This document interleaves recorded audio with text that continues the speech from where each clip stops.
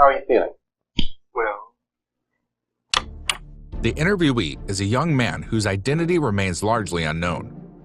From this video released in 1961 by the Department of Psychiatry of the University of California, LA, all we can assume is that he is a patient at a psychiatric hospital under the alias Patient 18. The interview revolves around getting to know why the patient has been placed in the hospital.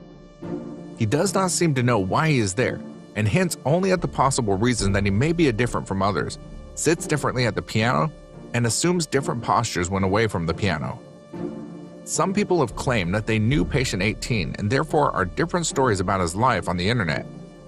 However, there are two popular stories which have surfaced on the internet over time. Due to the little information, it is possible to accept at least one of the stories as the closest to the truth about Patient 18's life. We'll cover them at the end of the video. The psychiatrist decided that this was the situation for me. Did he tell you why? No, the psychiatrist did not. Has anybody told you why?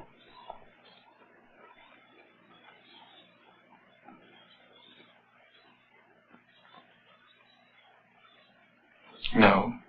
Have you any idea why? Yes. And what is that? I am not completely like other people. What do you mean by that? People dislike me because I am not completely like them. And in what way are you different?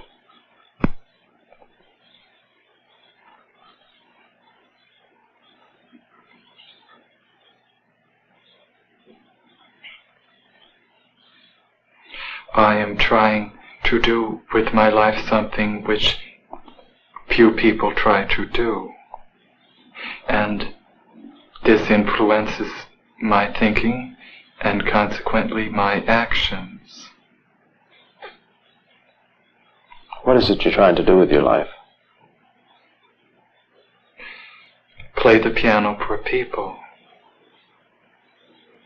I'm not clear. How is it that playing the piano for people has eventually resulted in your being here in the hospital?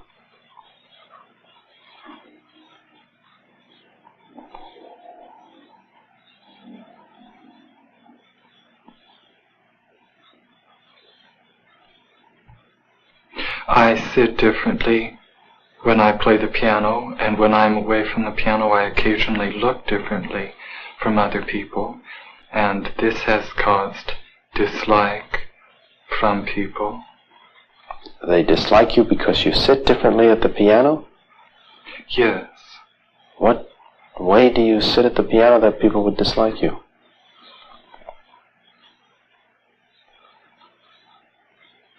I cannot describe an illustration of how I sit. And I can't imagine it, that it would make people angry at you or at least dislike you. How do you know they dislike you?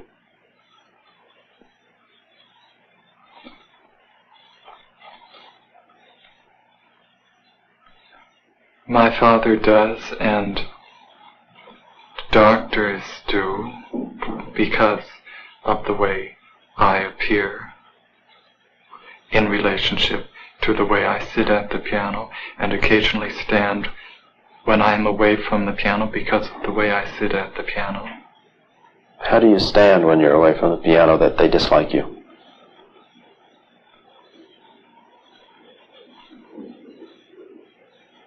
I can't describe an illustration. Does it feel to you any different from the way other people stand?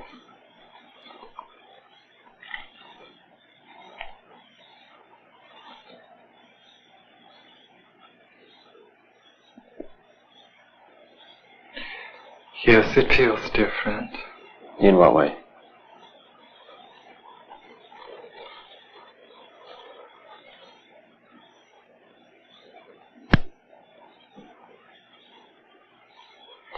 This is becoming too involved to describe.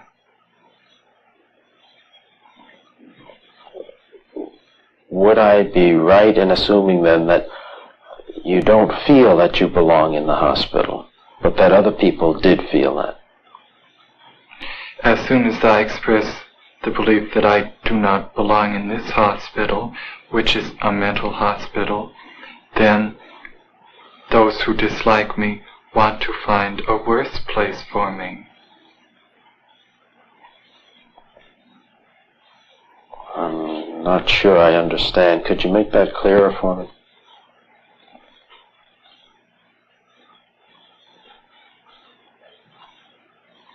No. Is this a way of... Yes, I can. As soon as I express the belief that I do not belong in this mental hospital, then those who dislike me want to find a hospital where the living conditions are not as good as this. Catatonia is the general name for a group of symptoms that combine different kinds of movement disorders. If it develops against a background of signs of schizophrenia, including delusions and hallucinations, the diagnosis is catatonic schizophrenia. Catatonic schizophrenia is a rare diagnosis that occurs in only 3% of people with schizophrenia. As a rule, it can be caused by serious stress, a number of other diseases, or head injury. Symptoms of catatonic schizophrenia include alternating stupor and agitation. These are the main symptoms and can take many forms.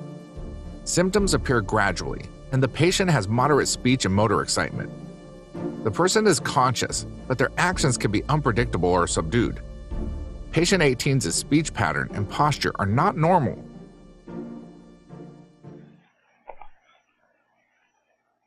But why are you in the hospital in the first place? I'm not clear.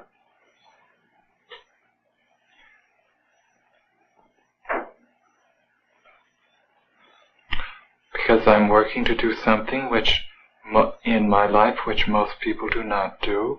This influences my thinking and occasionally my actions, and a psychiatrist has noticed this. What has he noticed? Likes the actions and the thinking, and has decided that I should be here to change them. What actions?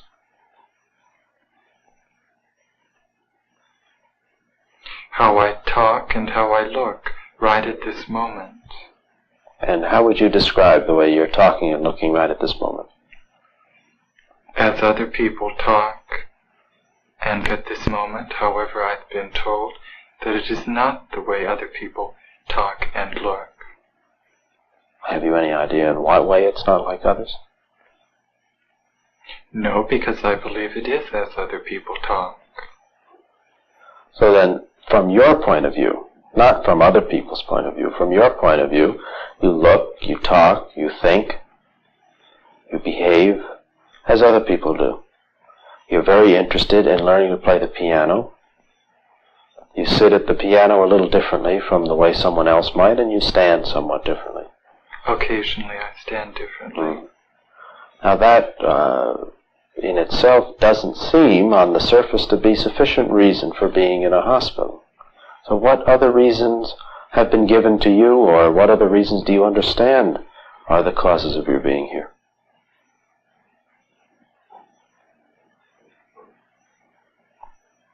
I'm supposed to not be mentally well. Oh. And what's supposed to be wrong with you? No doctor has told me. It's hard to believe.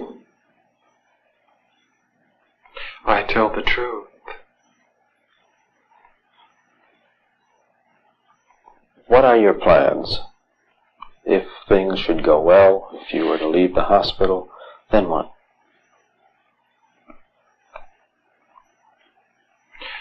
I need financial help from my father to prepare me for obtaining a job as a piano instructor at a university where I will be able to teach people how to play the piano and also play the piano for people. Have you had the training yet to permit you to be an instructor?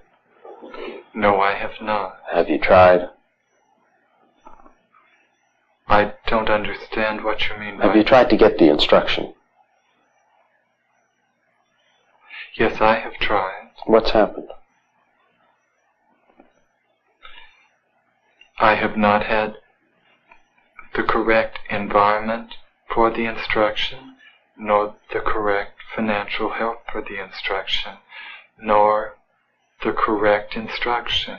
Have you been accepted for such instruction? By some teachers, yes. And by others, no? Yes. Mm-hmm. Again, it has been about half and half. Have you started any such instruction with those who did approve of it?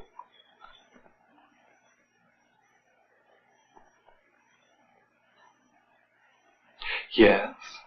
And how has it gone?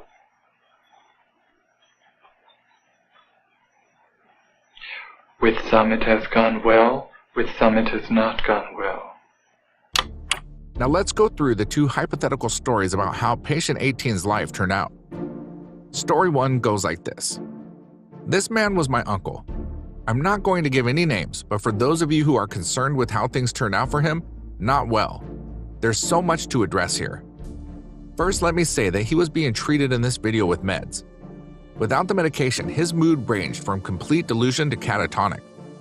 As for being gay, I don't think he had much of a sex drive at all, with or without meds.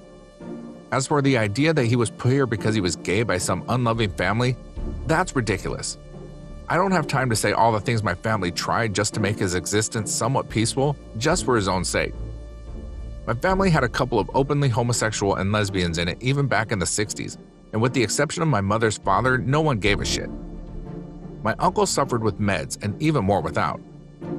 After 40-some-odd years, most of which he spent in institutions, he took his own life by way of drug overdose.